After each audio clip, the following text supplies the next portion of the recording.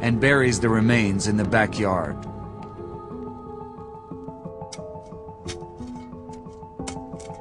Chase shows extreme signs of pathological behavior at an early age. His blatant abuse of animals is a key indication of a deep-rooted mental disturbance. His actions as a child are a precursor to extreme violent behavior in adulthood. As an adult, Chase starts showing signs of mental illness. He abuses drugs, pushing him further into his delusions. He becomes deeply paranoid and believes people are out to harm him. Chase boards up the windows and doors of his apartment. He sees numerous psychiatrists without result. With no help in sight, Chase slowly spirals deeper into his isolated world of delusion and fantasy. Chase becomes convinced that he is being poisoned by both his mother and the Nazis. He believes the poison is dissolving the blood in his body.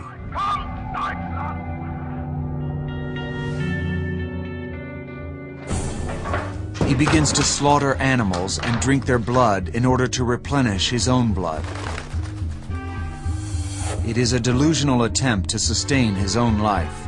Fearing he will die, Chase injects rabbit's blood into his veins. He is admitted into a hospital. Doctors diagnose Chase as having schizophrenia and suffering from somatic delusions.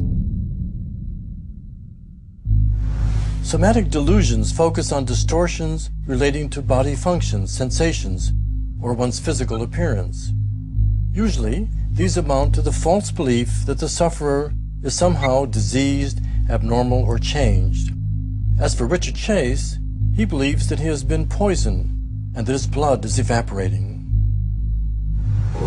Less than 6 months later, Chase is released. Hospital psychologists believe he is no longer a danger to himself or the community. Within days of returning home, neighbors observe Chase bringing animals into his apartment. They are never seen again. Dissecting creatures and liquefying their organs no longer alleviates Chase's bloodlust. Even some hospital employees who treated and released Chase knew what he was capable of in his search for blood. My belief was that Richard Chase now was doing things with small animals, killing them, drinking their blood, and that he would graduate to larger animals and eventually to people. Among Richard Chase's delusions are voices telling him he is diseased. He is convinced Nazis are poisoning him and that his blood is dissolving. He must consume blood in order to survive.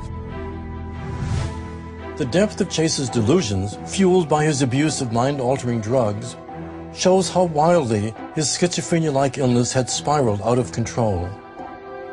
The delusions invaded every aspect of his life. Once he began to abuse the drugs, the swiftness of his mental deterioration accelerates like a runaway train. But after consuming the blood and organs of animals, his delusions persist. Chase begins hunting for new sources of blood. Chase trolls neighborhoods, looking for his first human kill. December 29th, 1977. Without warning, Chase guns down a man in his front yard. Chase flees, unable to drink his victim's blood. Police do not link him to the murder until later. With voices compelling him to drink blood, Chase continues to prowl Sacramento, searching for more victims. 1 month later, police discover a gruesome scene. 3 mutilated bodies are discovered in a small Sacramento home within the vicinity of Chase's apartment. One victim is savagely dissected and drained of her blood. She also suffers a series of violent sexual assaults before and after her death. The grisly nature of the crime shocks even veteran officers. The FBI creates a profile, white male in his mid-20s, thin and undernourished. Police immediately receive several tips implicating Chase. Richard Chase is arrested. Chase is charged with 6 murders. The brutal nature of the crimes and the disturbing element of vampirism draws media outlets from across California. After several psychiatric reviews, Chase is found sane. While doctors believe schizophrenia fueled his delusions, the court determines that Chase could distinguish right from wrong. After a 4-month trial, Chase is found guilty of 6 counts of first-degree murder. He is sentenced to death. Chase's mental illness, one that resembled paranoid schizophrenia, led me to place him originally at level 13. But taking into consideration the violent sexual nature of his crimes, which probably would not have occurred but for the drug abuse, lead me to place him at a higher level, 17. After less than a year in prison, Chase commits suicide by hoarding a lethal dose of his psychotherapeutic medication. Though Richard Chase was diagnosed as a schizophrenic, he didn't stay on his medication. His delusions go unchecked. Delusions which are frighteningly real. There's no question that to the person experiencing delusions, they are real. Dr. Robert McCarley, director of the Neuroscience Laboratory of the Harvard Medical School, is trying to better understand the brains of schizophrenics. He hopes to learn how to better treat those whose delusions lead them to harm themselves or others. Why do some patients become violent? Certainly not a majority or even a major part of the people with schizophrenia. If your brain is disordered enough to think that people are out pursuing you, then it seems reasonable, although illogical, for you to strike out at those people. The majority of patients with schizophrenia are not violent, but in a few rare cases, like that of Richard Chase, their delusions can drive them to violent acts. What can science tell us about schizophrenic delusions? To better understand the mind of schizophrenics and determine why some have delusions that lead to violence, Dr. McCarley conducts an electrophysiological examination of the brain. Subject comes in, they put a cap on his head which has 64 electrodes on it, and then we present stimuli to the subjects. The patient is played a series of tones. Some of the tones are different than the others. The participant is asked to identify the oddball or different tones by responding with a mouse click. The subject's brain on its own generates electrical potentials, brain waves, that make up the EEG. Dr. McCarley has determined that the schizophrenic brain has a harder time distinguishing the different tones.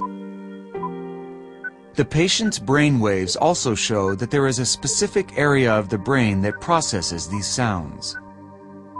One of the brain areas that's affected in schizophrenia is in the temporal lobe, and this is one of the main areas for processing language and for processing auditory information. According to Dr. McCarley's research, the temporal lobe may be the source of auditory hallucinations. The patient's own mind creates the delusions and hallucinations. But why can some delusions lead to violence? Though more research is needed, Dr. McCarley has a theory. Many patients with schizophrenia who abuse substances seem to be particularly prone to violence. Eustis, Florida, November 1996. 17-year-old Jennifer Lynn Wendorf makes a shocking discovery. I need 2 ambulances. My mother and my father have just been killed. I just walked in the door. I don't know what happened. They are dead. The bodies of her parents have been bludgeoned beyond recognition. It is a grisly scene. Within days, police arrest a group of teens. All of them members of a vampire cult. The group's leader is a troubled and wayward 16-year-old Roderick Farrell. Without hesitation, he confesses to the brutal slayings. He shocks investigators with claims he is a vampire. Vampire cult. Vampires and murder. They self-described. Made the gruesome discovery shaken. Thirsty for blood. Rod, is it true that you're the leader of a cult? Is that true? Vampire? What drives Farrell to sadistically murder two people? Does he truly believe he is a vampire? Or is it part of a manipulative game? Farrell's claims that he is a vampire suggest a deep connection to a world of fantasy where he is all-powerful.